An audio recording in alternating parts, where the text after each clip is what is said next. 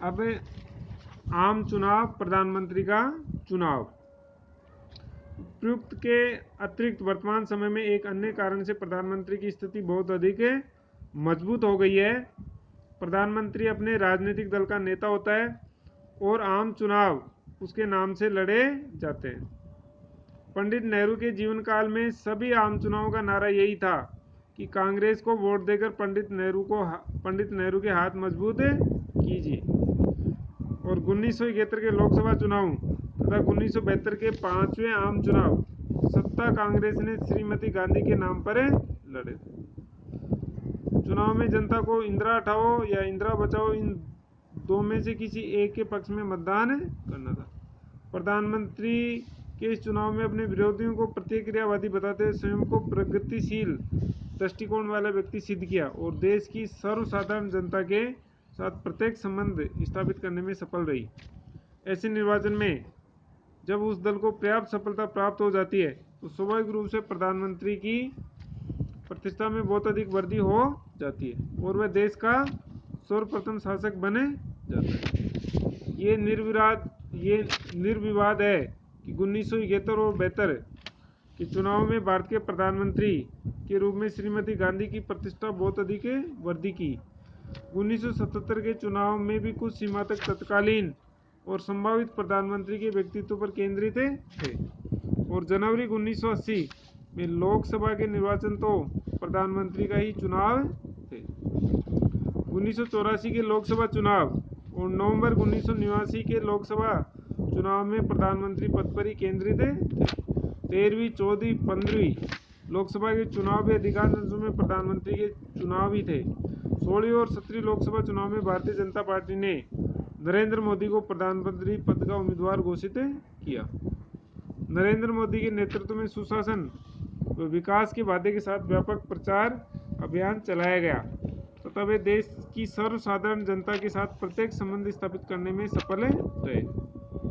अतः 16वीं व 17वीं लोकसभा के चुनाव प्रधानमंत्री का चुनाव ही थे। 5 जून 2019 के इंडिया टुडे ने लिखा, प्रधानमंत्री नरेंद्र मोदी ने गर्मियों की झुलसाने वाली धूप में देश भर में 142 रैलियों को संबोधित करते हुए 2019 के चुनाव 17वीं लोकसभा चुनाव को राष्ट्रपति प्रणाली के चुनाव में बदल दिया। प्रधानमंत्री देश का सर्वोच्च नेता और शासक। एक पंक्ति में प्रधानमंत्री को देश का सर्वोच्च नेता और सर्वोच्च शासक कहा जाता है। सिद्धांत रूप में न सही, लेकिन व्यवहार में देश का समस्त शासन उसी की इच्छा अनुसार संचालित होता है।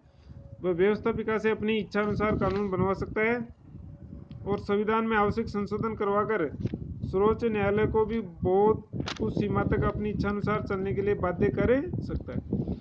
मंत्रिपरिषद में उसकी स्थिति सर्वोपरि होती है। कभी कभी परिस्थितियों बस भले ही उसे अपने सहयोगियों के सामने जूझना पड़े, लेकिन अंतिम रूप में प्रधानमंत्री के निर्णय ही मान्य होते हैं। देश की जनता हो या संसद, राज्य सरकारें हो, प्रधानमंत्री का अपना राजनीतिक दल, हर कोई नेतृत्व के लिए प्रधानमंत्री की ओर देखता है। व्यवहार के अंतर्गत प्रधानमंत्री पदाधिकारी व्यक्तियों ने इस पद की शक्तियों और सम्मान में बहुत अधिक वृद्धि की है। प्रधानमंत्री की वास्तविक स्थिति। प्रधानमंत्री की शक्तियां अपार और असीमित हैं। समय, स्थिति और व्यक्तित्व के अनुसार उसकी स्थिति घटती बढ़ती रहती है। प्रधानमंत्री की वास्तविक स्थिति प्रमुख रूप से निम्न बातों पर निर्भर करती है। प्रथम, सर्वाधिक महत्वपूर्ण तथ्य यह है कि प्रधानमंत्री के दल को लोकसभा और राज्यसभा, विशेषतः लोकसभा में कैसी स्थिति प्राप्त है। यदि प्रधानमंत्री मिलीजुली सरकार या भारी समर्थन में टिकी अल्पमत सरकार का नेतृत्व कर रहा है तो प्रधानमंत्री की स्थिति कमजोर होती है और प्रधानमंत्री पदाधिकारी तथा प्रधानमंत्री पद पर निरंतर दबाव पड़ते हैं। एक दलीय सरकार का प्रधानमंत्री शासन के वास्तविक प्रधान के रूप में कार्य कर पाता है। तथ्य, प्रधानमंत्री की स्थिति बहुत अधिक सीमा तक उसके व्यक्तित्व पर निर्भर करती है। लॉर्ड ऑक्सफोर्ड और एक्विथ ने ब्रिटिश प्रधानमंत्री के पद के संबंध में कहा भी है कि प्रधानमंत्री का पद वैसा ही बन जाता है जैसा कि उस पद का अधिकारी उसको बनाना चाहता है। स्वाभाविक रूप से एक प्रभावशाली व्यक्तित्व वाला व्यक्ति शक्तिशाली प्रधानमंत्री के रूप में और निर्बल व्यक्ति एक कमजोर प्रधानमंत्री के रूप में कार्य करता है। तृतीय, प्रधानमंत्री की स्थिति इस बात पर निर्भर करती है कि वह अपने राजनीतिक दल और अपने राजनीतिक गठबंधन में उसे किस प्रकार की स्थिति प्राप्त है।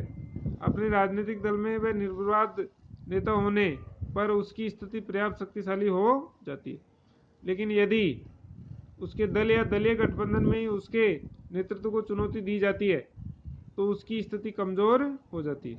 एक प्रभावशाली व्यक्ति अपने व्यक्तित्व के द्वारा उसी समय तक शक्तिशाली प्रधानमंत्री के रूप में कार्य किया जा सकता है जब तक उसे अपने राजनीतिक दल में निर्विवाद नेतृत्व प्राप्त हो।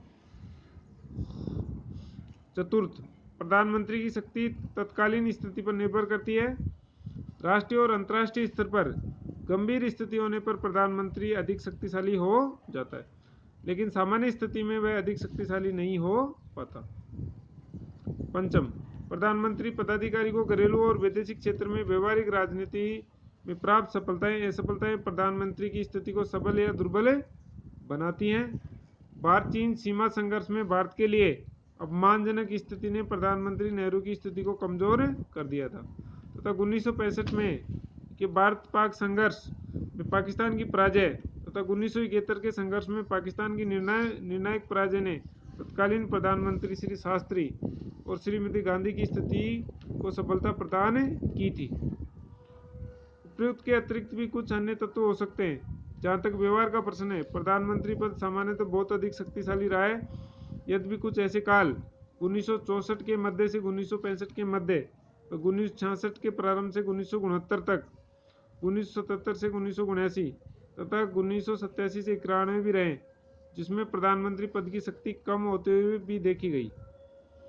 1991-96 नरसिंह राव का कार्यकाल में प्रधानमंत्री पद की प्रतिष्ठा और शक्ति में वृद्धि तथा प्रधानमंत्री पद की प्रतिष्ठा को आघात दोनों स्थितियां देखी गई।